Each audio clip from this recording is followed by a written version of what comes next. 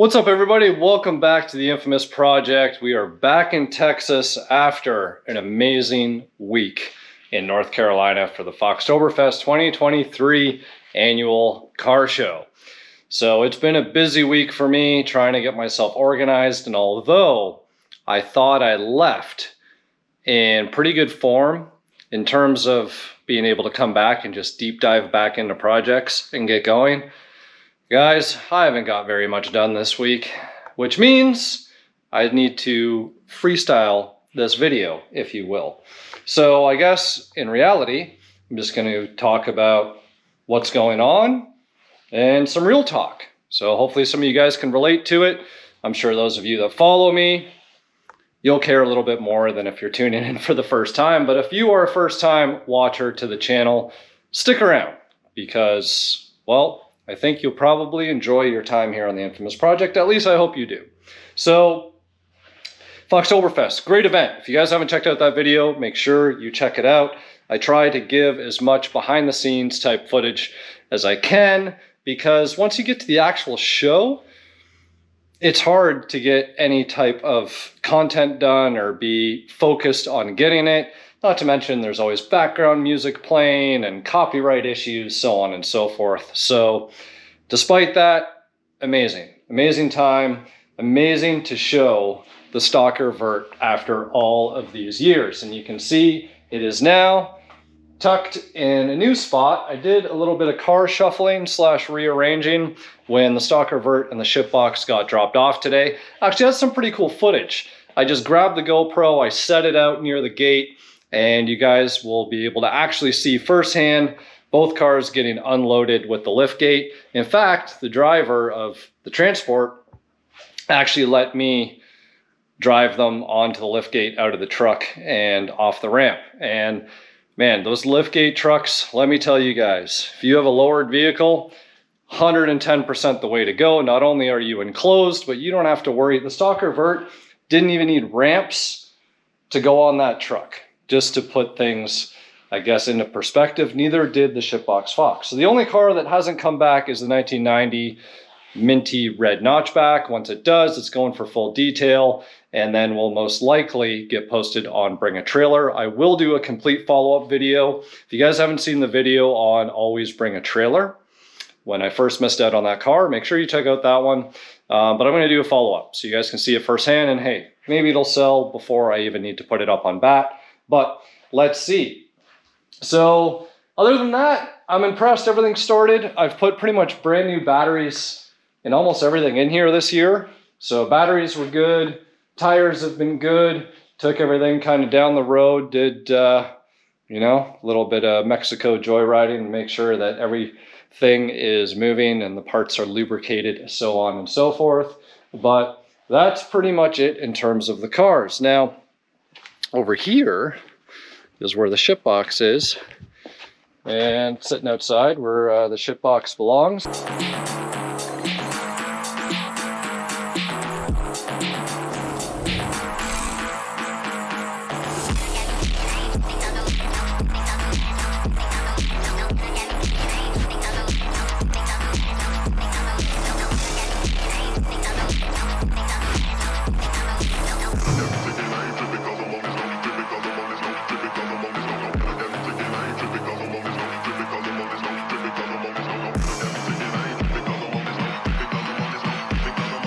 So you can see next to the shitbox here is actually Project Come and Take It, which I did about a year ago now.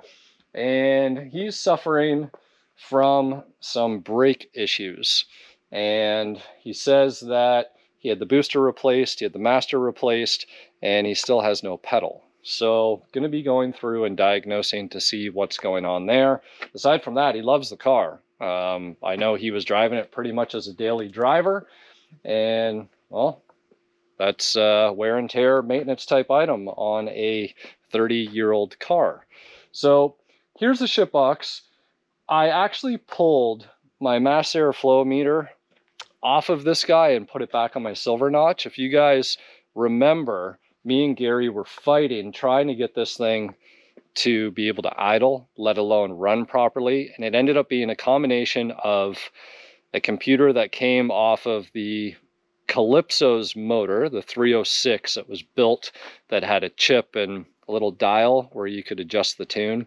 That computer with the mass airflow meter from my Silver Notch was like the best combination. Now the weird thing is before all of that, this car was running on the mass air meter that was in the car, and I had that computer that looked like it had literally been at the bottom of the ocean, and the car actually ran surprisingly well on that setup. So I know we plugged in some old school super chip onto that computer, and I don't know if that started kind of the chain of gremlins that we were facing to get this car to run properly at the last minute of the hour. But I'm actually going to go ahead and stick that computer back in this car and see if it'll work again. I'll probably pull the super chip off and go from there. But let me tell you guys, this car, it's still smoking. It smokes a lot. So the valve seals need to be done on it. Like, the car runs, drives, and does everything that it should. It's been beat on profusely all the way to Detroit. It went through the burnout competition. Lots of different people have been joyriding it in the interim. And yeah, Braden, of all people, has been joyriding this thing. So the fact that it's still holding together speaks volume for how indestructible these small block / shitbox Fords are. So I'm going to go ahead now, if I can find that computer. I had it in my hand somewhere, and then I picked up the GoPro because I was like, you know what? I should do some filming. In fact, you know what? It might have already brought it to the car. So let's go over there. We'll mess around with that a little bit. And I don't know, guys. Actually, here's the computer right here next to my Miller Lite. It's Friday afternoon here.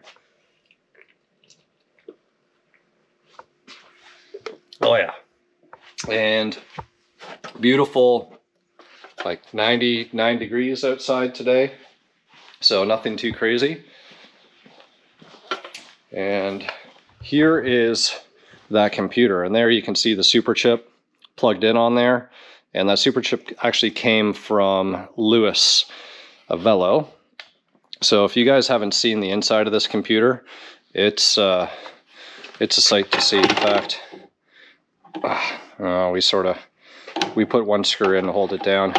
For those of you that have been following the channel, you'll know just how nasty it is in here. And there was actually even a loose bolt that was bouncing around in there at one point. So let's get our 10mm so we can do some computer swapping here. Let's see if we can't get this thing to run a little bit better. And thing is, I don't want my mass airflow meter that belongs on my Silver Notch. I don't want that tied up on the shitbox. I want my Silver Notch to be my Silver Notch. Nice and minty and fresh. So anyways, let's mess around with this. And what else is going on, guys? Well, I guess, you can put down in the comments. You've seen some of the cars here. There's lots of upcoming projects. Got Chuck's 91 GT, which I've already filmed a whole bunch of footage on. And I'm going to try and release that out as a series. The twin turbo Coyote car is Fino Dyno on Tuesday. So we're going to have an update on that. Then we got the Godzilla swap Calypso coming up. So there's definitely a lot of stuff to stay tuned for. So here we go. Let's do the old swap here. Swaparoo. And the interior's still looking good in here, despite the car being a shitbox. The interior is quite presentable. There it is. Oh, an A3M. I guess that's about right. It did come out of a 93. So here's the little dial I was talking about. It lets you adjust your tune. There's some weird bug. All right.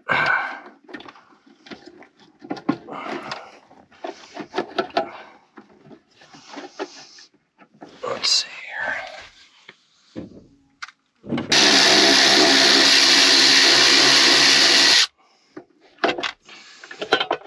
think I'm actually going to take the chip off.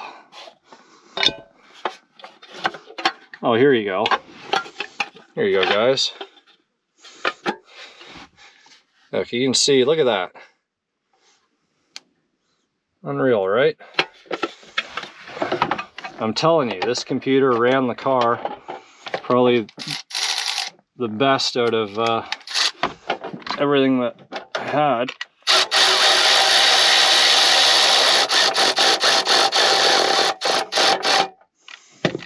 Okay, let's try it out here. So the problem with chips and tunes in general is that when things get tuned, you're trying to close in the margins of error and your parameters. You know, you're more about, oh, okay, my timing can be way off. Maybe I have a slight vacuum leak. Maybe my TPS is thrown off. Maybe there's a bad O2 sensor. Maybe I accidentally burnt the trace wire by jumping the wrong wire to read codes. And I can still run the car. But I'm going to run the car not at its full potential because it's a general tune. That is, I guess, the simplified definition of what the stock computer would be in your Foxbody. And then you get a tune or a super chip or whatever, and what you're doing, you're trying to optimize everything. So all of those windows of possible error, of your timing being off, or your fuel pressure, or the sensors and everything that I just mentioned, yeah, you don't have room for all of that error anymore because you're trying to optimize on saying, no, we are running based on all of the best optimal conditions that the sensors and everything else that are reading. So if you throw one thing off, you're actually going to amplify or exponentially have more issues. At least that's the way that I see it. Some others might see it in a different way. But anyways, let's try and start this car and see if it'll run on that. Because like I said, once I put the original mass airflow meter back in the car, which I do not know if it was ever calibrated for 24-pound injectors, because there are 24-pound injectors on this motor, but it did run well off that computer. So let's see. Fuel pump works.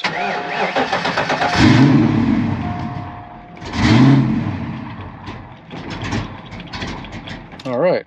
So it almost wants to run. I bet you if I did a base auto reset on this, you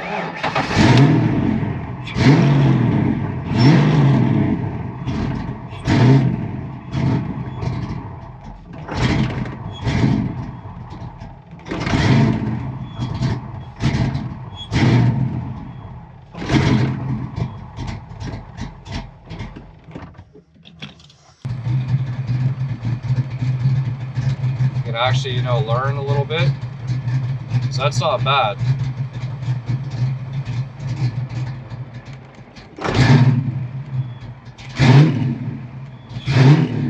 Thought I almost had it there.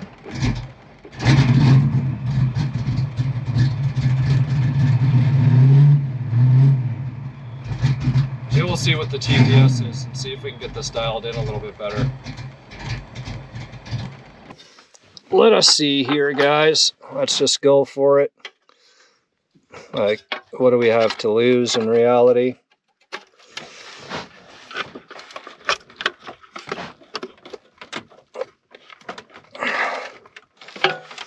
Let's see.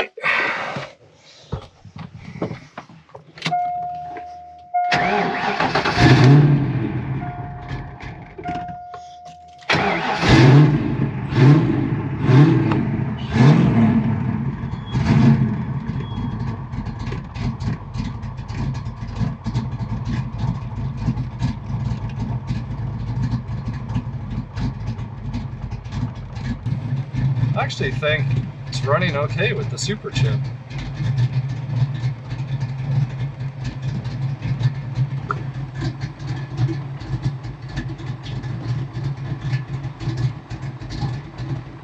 Don't get me wrong, like my foot's slightly on the accelerator, but the revs snap and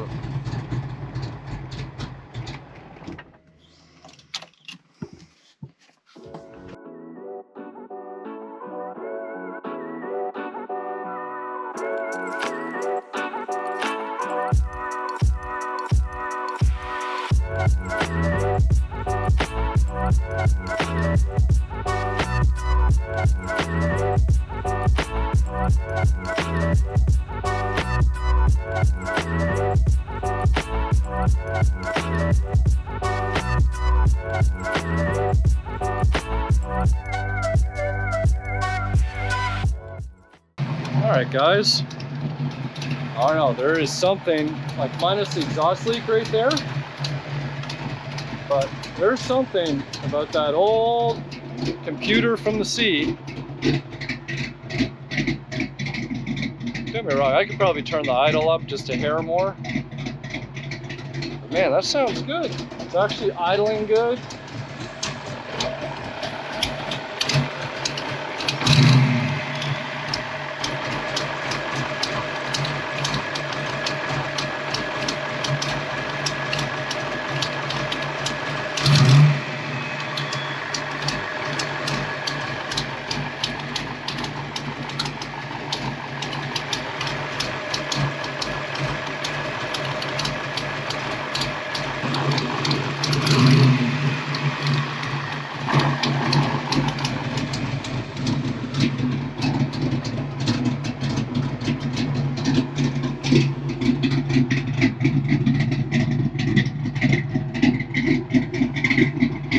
After lots of tinkering, the idle is kind of up, and then it'll fall back down.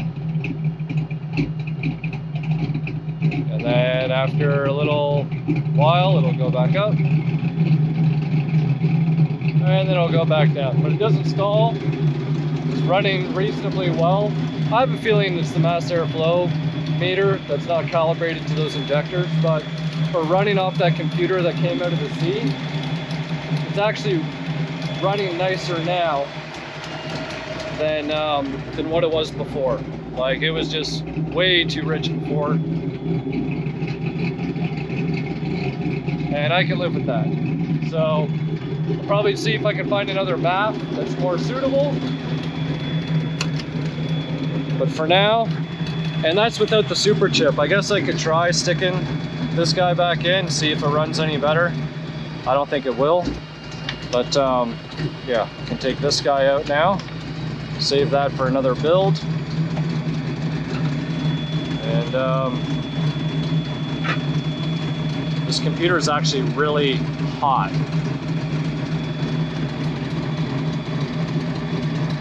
Really hot. Okay, let's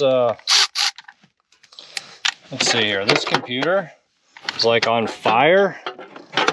Probably explains why the idle is acting up. Who knows?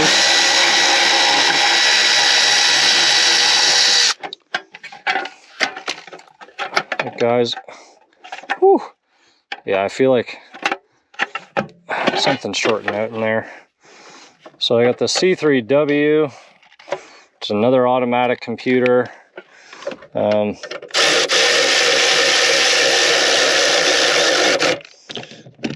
Check the throttle position for the fuel pump.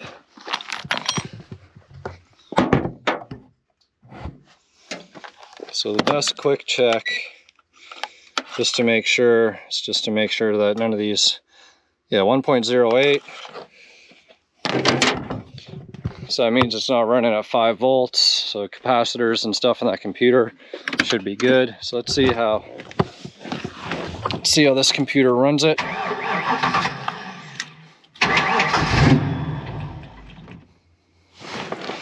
Okay, doesn't even want to run on this computer. There we go.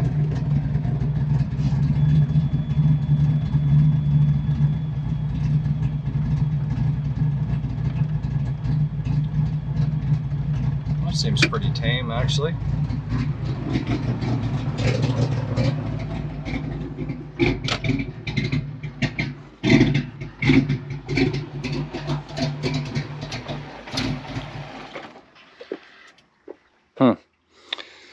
Ran better on the other one. Probably needs a base idle reset to want to work well off this one.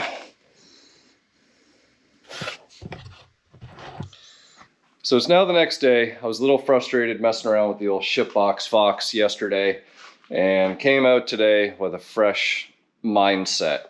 And it was one of those things, you know, you're trying to make shit work and you need to like sort of come to the realization, did I get The idle, working okay, yes, but at the end of the day, I'm like, man, I need to look at these mass airflow meters that I have a little bit more closely. So here is the MAF off of the shitbox, and you can see it's actually part of the old C&L elbow setup that was on the car.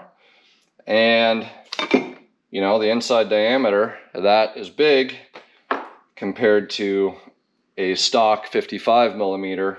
This is probably 75, 76, 73, somewhere in the 70s. So I looked up this part number. It's off a Ford Taurus AFH 55, which means 55 millimeter. At least to my knowledge, that's what that stands for, because even if you look at this other stock one, AFH 55, this is an F1ZF part number, and this is an EZZF part number.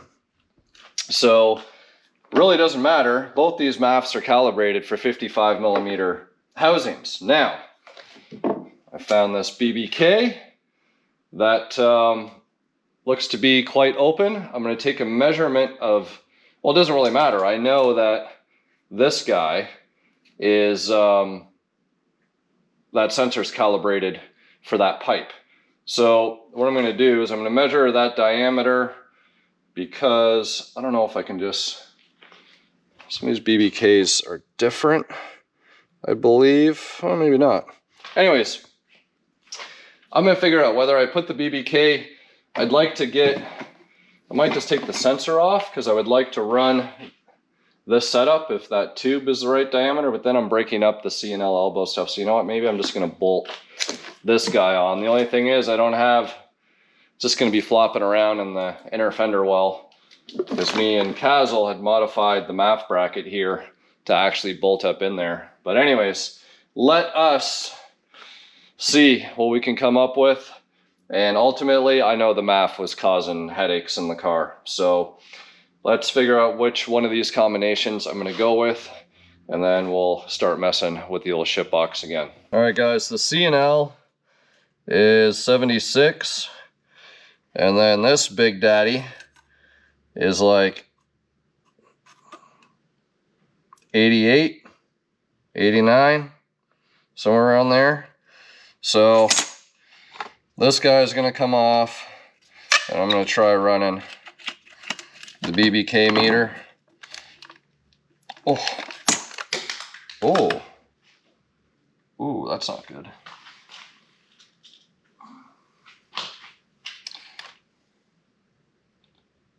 I think everything in the jelly is okay. All right, note to self. Okay, we'll get some Pookie on there. We'll get that sorted out.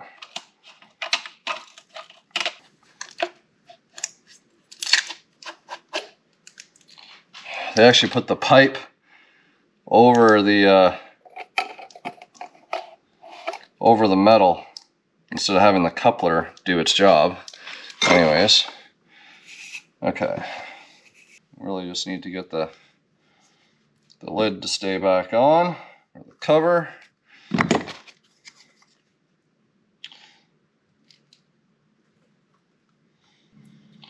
we go. I know how to do it.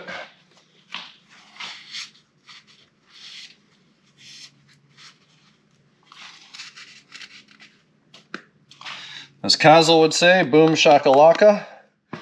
All right.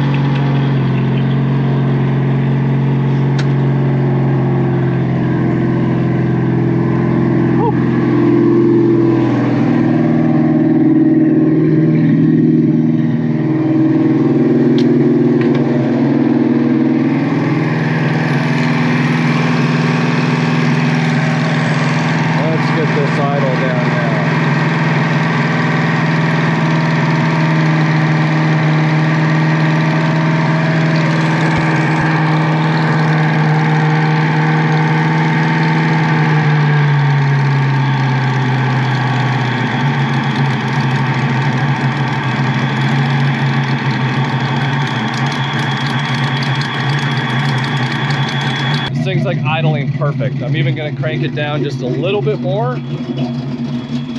Unreal. Just looking, doing some measurements, and seeing how, and we didn't mess up the mass airflow meter. That was the setup that originally came on the car. So although that meter would work with the C&L intake pipe, it wasn't meant to work with the C&L meter housing, because that meter housing 76 millimeters and the meter was for a 55 millimeter housing. So the reason being, when we had the mass airflow meter off my silver notch and the car ran okay, is probably because that housing on my silver notch is probably similar to what that C&L. So I'm gonna go ahead now and do some last minute dialing in of things. I'm gonna look at the timing yet again, because I was messing around with it based on trying to work around errors and compensate, right? So you can hear there's still an exhaust leak.